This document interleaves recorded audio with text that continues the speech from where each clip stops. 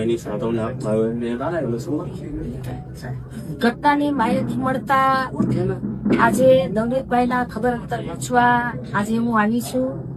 મારી સાથે તળાજાના ધારાસભ્ય ગૌતમભાઈ, મહુવાના ધારાસભ્ય શિવાભાઈ અને અમારા પૂર્વ મંત્રી આરસીભાઈ મકવાણા અને અમારા સમાજના અનેક આગેવાનો સાથે આજે હું નવનીતભાઈના ખબર અંતર પૂછવા આવી છું.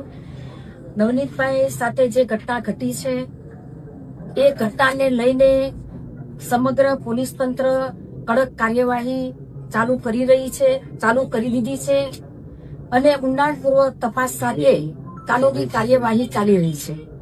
બેન, માયાભાઈના છોકરાનું જયરાજનું કંઈક ને કંઈક નામ નવનીતભાઈ જી રહ્યા છે, તો તેને લઈને તમે શું કરશો કાનૂની કાર્યવાહી?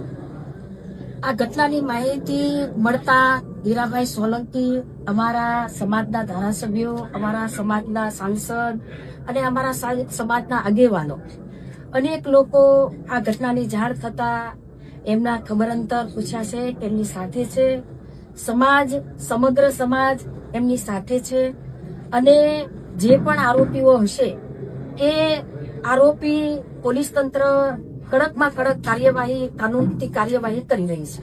બેન, સોમવારે તમે ગાંધીનગર જઈને બધા તમામ ધારાસભ્યોને સાથે રાખીને જે રજૂઆત કરવા જઈ રહ્યા છો, તો શું રજૂઆત કરશો?